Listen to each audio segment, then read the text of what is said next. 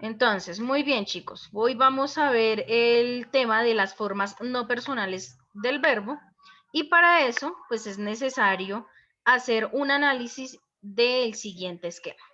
En la página 29 del libro, ustedes encuentran este pequeño mapa conceptual o red conceptual en la cual encontramos tres ramificaciones. En la primera, hablamos de unas formas no personales del verbo a partir de tres tipos de palabras. La primera es el infinitivo y cuando nosotros hablamos, chicos, de la función del infinitivo, pues hacemos referencia específicamente a dos categorías gramaticales, sustantivo y verbo, ¿sí? Dentro de los sustantivos y los verbos, vamos a tener en cuenta que cuando nosotros estamos realizando una conjugación en infinitivo, las palabras, tanto sustantivos como verbos, van a terminar en ar, er o ir. ¿Listo? Ejemplos.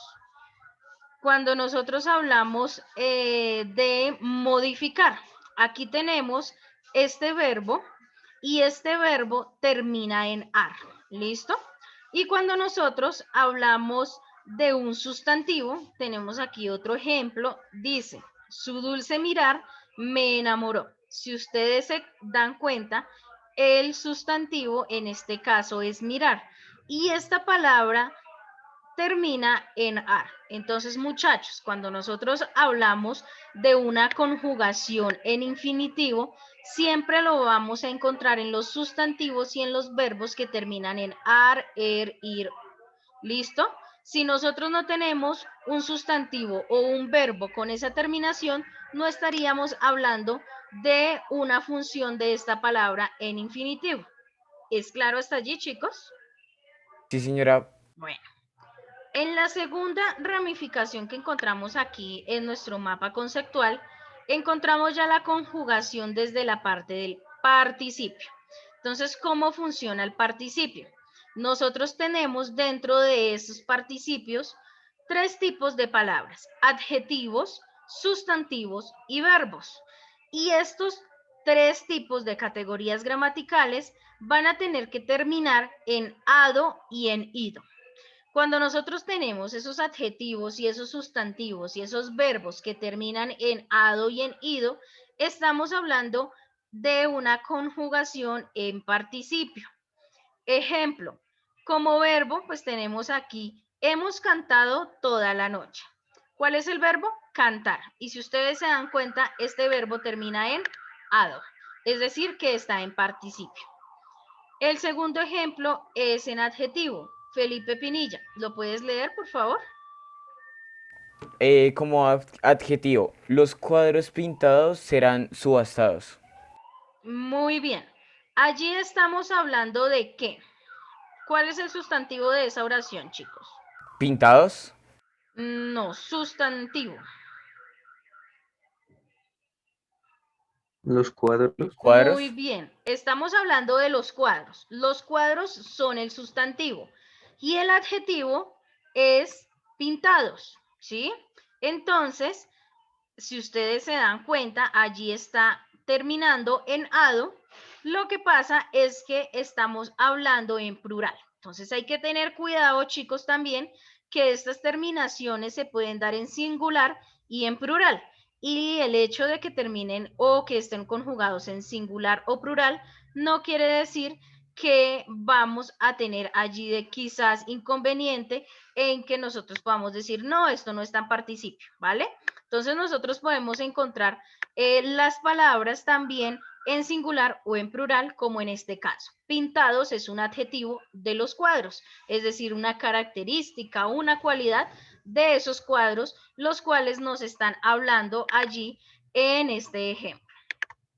Y finalmente tenemos un ejemplo de sustantivo. Entonces, ¿quién lo quiere leer?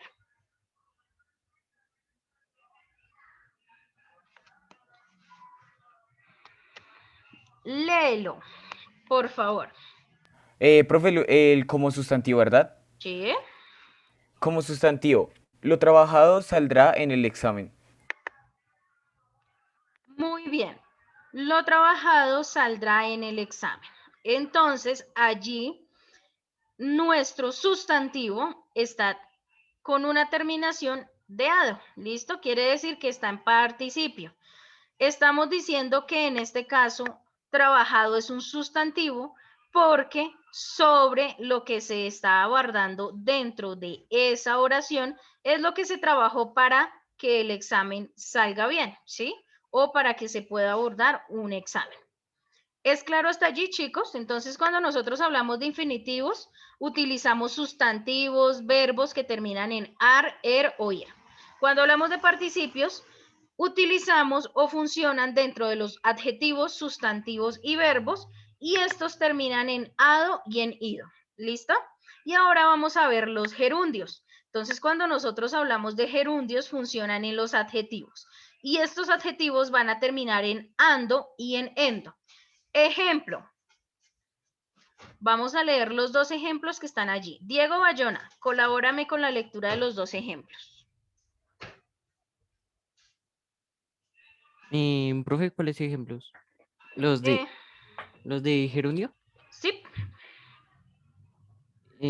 Como verbo, su gato está caminando por el tejado y como adverbio, eh, Carlos entró saltando. muy bien. Ustedes se dan cuenta, chicos, que dentro de las dos oraciones estamos utilizando dos tipos de adjetivos. El primero es caminar, que se está allí abordando y haciendo referencia al gato que está dentro del tejado y termina en ando.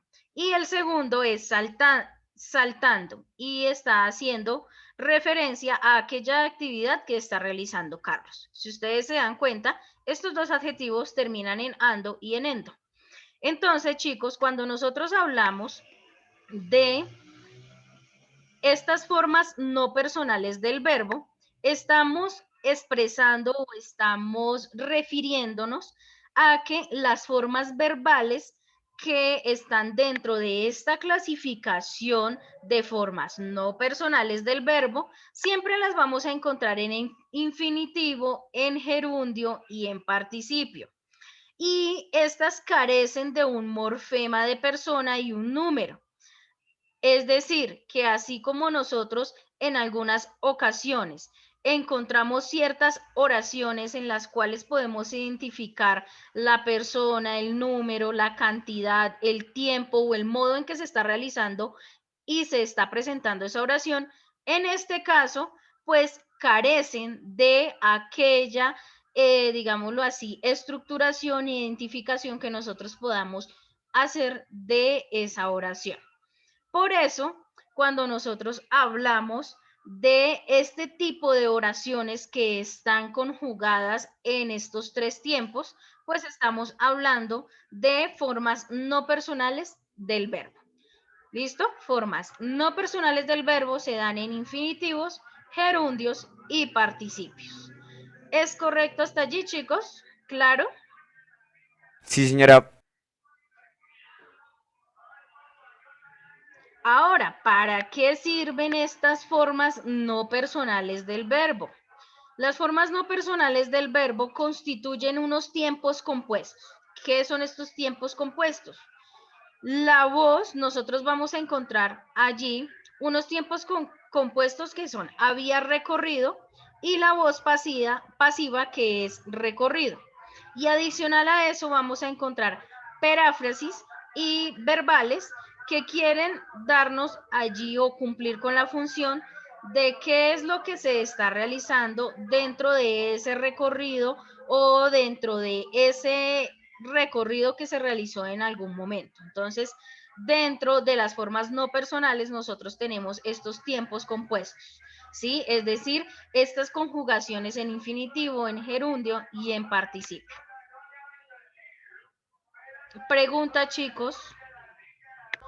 También, chicos, los verbos no personales tienen otra función y estos tienen o cumplen con unas funciones de proposiciones de infinitivo, de gerundio y participio.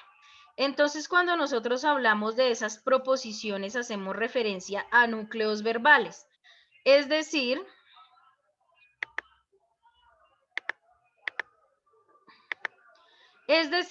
aquellas que introducen proposiciones subordinadas en infinitivo dentro de algunas oraciones. Y estas oraciones pueden cumplir como esa función de tener esas preposiciones subordinadas dentro de las oraciones y cumplir como con la función de ser complementos directos o predicados o sujetos dentro de la oración.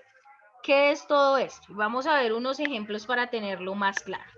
Tenemos un primer ejemplo en donde tenemos la siguiente oración. No me gusta hablar en público. Allí tenemos dos proposiciones.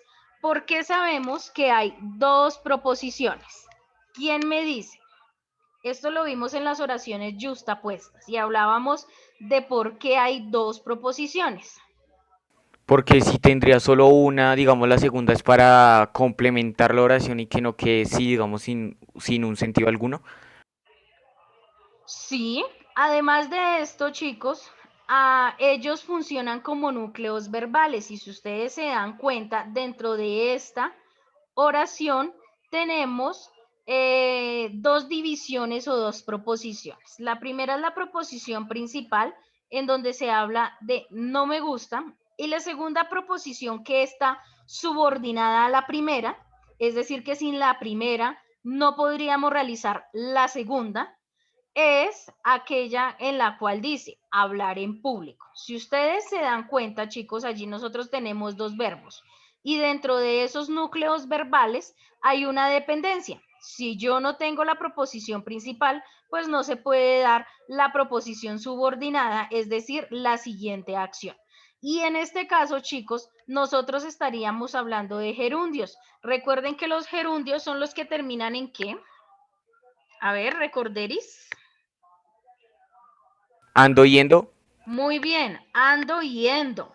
Y allí entonces tendríamos que dentro de ese gerundio podemos identificar que el adverbio introduce a la siguiente proposición subordinado en tiempo, en modo o en lugar. ¿Listo? El segundo ejemplo es te recuperarás antes haciendo ejercicio. Lo mismo, chicos, tenemos una proposición principal y tenemos una proposición subordinada adverbial en este caso. Si no pasa o no sucede la primera acción o la primera proposición, no se va a dar la segunda. Entonces, te recuperarás antes. ¿De qué nos vamos a recuperar antes? Te recuperarás antes haciendo ejercicio.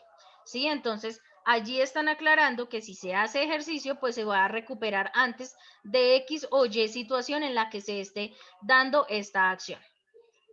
Y finalmente encontramos, esa tela parece bordada a mano. Tenemos una proposición principal que es esa tela parece, y la segunda es la proposición subordinada en donde hablan sobre que esta tela se va a bordar a mano. ¿Listo?